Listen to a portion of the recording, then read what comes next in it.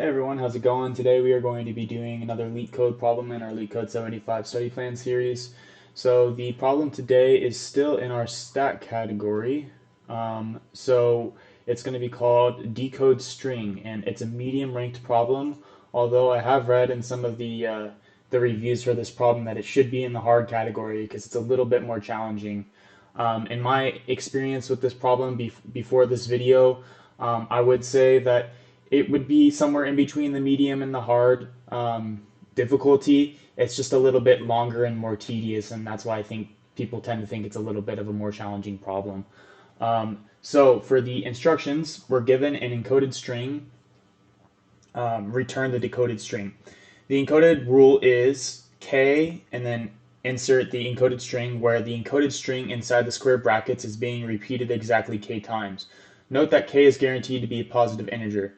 You may assume that the input string is always valid, there are no extra white spaces, square brackets are well formed, etc. Furthermore, you may assume that the original data does not contain any digits and that the digits are only for those repeat numbers k. For example, there will not be an input like 3a or 2, 4. The test cases are generated so that the length of the output will never exceed 10 to the 5th power. So I think the best way to understand this problem is to just look at the examples. So say we're given 3 and then inside the bracket there's a, and then 2 and then inside the bracket is bc.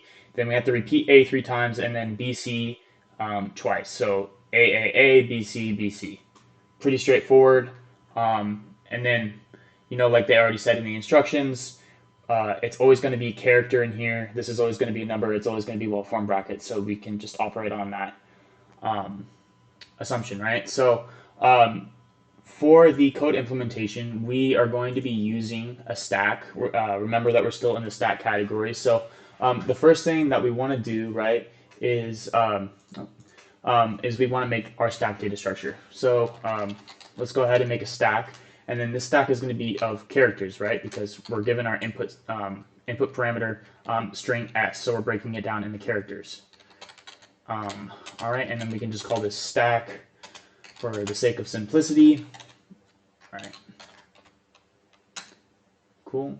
And then, oops, we do want to use that equal sign. All right. So what we're going to try to do is go through this in one loop, right? So wait a second. Why is this not even? On. There we go. Sorry, just some weird formatting issues. Okay, so we want to go through this in one loop. All right, so in order to do that, let's just set up a simple for each loop to begin with. So we can just do char c in s to char array. All right. All right, so this is going to loop through each character in the string. And then basically, since we're going to be doing a stack, right, we want to check for square brackets, right? Because if we're breaking down the string into smaller components, what differentiates them, or how we know when one's beginning and one's ending, is with the opening and closing brackets. So first what we want to do is we want to see if there's a closing bracket. So we want to keep pushing things onto our new stack that we created, keep pushing things on top, and then when we hit a close bracket, we want to stop, right? So the first thing that we're going to do is set up a conditional statement. So if c, our current character iteration, right, is equal to a close bracket, or is not equal to a close bracket, my bad, then we're just going to push c, right?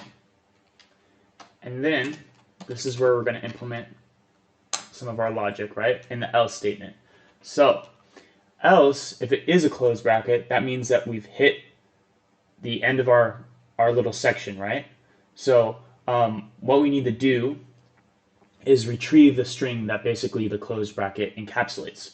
So I think the most efficient way to do this would be to use a string builder, because if we're to create a ton of new strings, it's not as efficient as just using a string builder.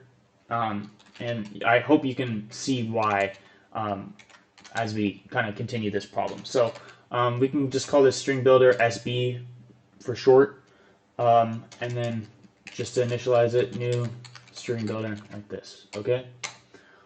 All right. And then basically what we want to do is so for those of you who are familiar with stacks, right? A stack is first in, last out. So we need to take that into consideration when we're adding our characters into the string builder, right? So normally you just append a character to the end of the string builder when you're using a string builder, right? However, with the stack, what we want to do is insert it at the 0th index each time. That way we're taking into account the first in, last out principle of a stack, right? So while a stack is empty and we're iterating, or our C is a character, right? If it's a character, or I guess not character is not the best way to describe it. If it's a letter, then we're going to insert it into our string builder, right? Because we're basically just trying to see what's in between those two brackets. So I think I can just show you with this code implementation. It's better to understand than listen to me babble. So let's set up a while loop, right? And the reason that we're doing a while loop is because we have to check each letter inside of our brackets, which is going to take multiple iterations, right? So while the stack is not empty and our character is a letter. So in order to do that, we can just use the character library built into Java, and then is letter, right? And then basically what we're just checking the top of the stack, so we can use stack.peak, which is, for those of you who haven't watched my previous videos in the stack series, stack.peak, the peak operation basically just returns the top of the stack without actually popping it from the stack, without deleting it from the stack. So we're just checking if the top of the stack is a character, because we need to keep going until it's the open bracket, because we're just checking the contents in between the bracket. So if it is a letter and the stack's not empty, then what we want to do is we want to insert that into our new string, right? Into our string builder.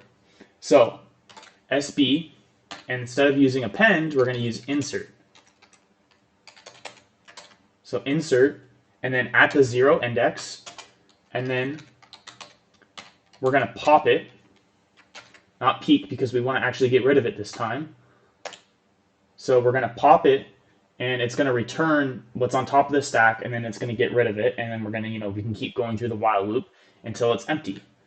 All right, and then what we need to do is store this as a string, and we can call this string sub, right? Because it's like a subarray of our S char array, right? So in order to get that, we just do SB to string. Okay, and then stack.pop, right? And then the reason that we're using the stack.pop operation is because we have to discard the actual opening bracket when we iterate through all the letters in between those brackets. All right, so now what we want to do is we want to get the number of times that the characters in between those brackets need to be repeated. So as you can see in our format right here, it's just right before, it just precedes the opening bracket. So now that we've gotten rid of the opening bracket right here with this statement, what we're going to do is we're going to build a new string builder. So we can still use SB, we just need to initialize it to a new one. So in order to do that, we just do new string builder. All right, and then basically we're going to have to set up another while loop, because the thing is that our our number can be more than one digit. It could, instead of it being a 3, it could be a 10. And in that case, we have to use a while loop to iterate over the 0 and the 1. And we have to use a string builder as well, because we're going to have to basically retrieve that from the stack and then load it into a string builder, just like we did with the characters up here. So we're basically just going to repeat the same logic that we did, but then we're going to cast it into an integer so we can use that later. All right. So after we reset our string builder, what we want to do is similar to what we did just previously. So while the stack is not empty, and character, and then instead of using is letter, we're going to use is digit, and then stack.peak. All right, and then sb.insert at the 0 index, stack.pop. Awesome. Okay. Now, like I said, what we want to do is put that into a integer, right?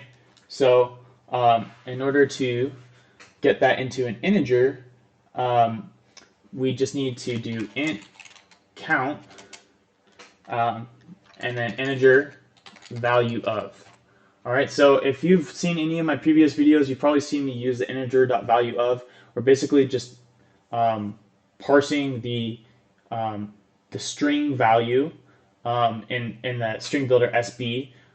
We're just parsing that into an integer, and we're storing it in a variable called count.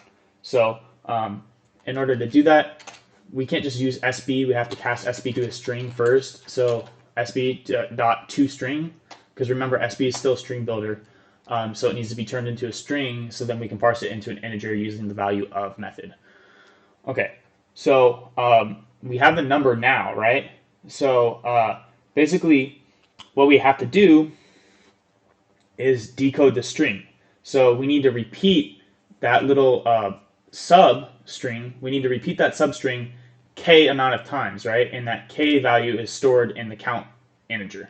So what we're going to do is we have our count, right? So while we need to set up a while loop, and while count is greater than 0, and then we're just going to subtract each iteration from count until we're at 0, and we're going to basically push the character into our stack, right? So for char, we can call this ch, and sub dot toChar array, stack dot push ch, and then we're just gonna subtract our count, right? So then now what we need to do is get our final result. So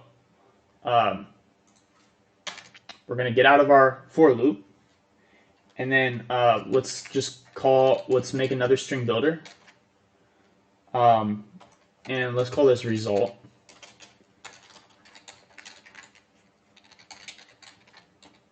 Okay, and then set up another while loop while stack is empty.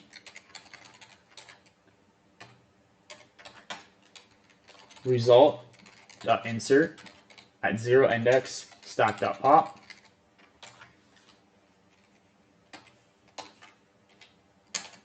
And then return result to string. All right, let's run this. Awesome. So as you can see, it passes the first 3 test cases. All right, let's submit it. Cool. Okay, so this passes all the test cases, and then let's go ahead and analyze the time and space complexity, right? So for the time complexity, it's big O of n, and the reason why it's big O of n is because we're iterating just once through our for loop, right? And the for loop is based off of the size of the input string s, which can be of size n. So that's why the big O time complexity is n. And then for the space complexity, it's big O of n2, because we're creating a stack that's based off of the size of s, and at its maximum size, it can be s long, right? So that is the space complexity for this problem. All right, and then that pretty much sums this problem up. So if you guys found it helpful, please go ahead and like the video and then subscribe for more related content. We are going to be moving on to the Q data structure for our next category in this LeetCode 75 study plan series. So if you have any comments or suggestions, please feel free to leave those in the comment section, and we will see you in the next video.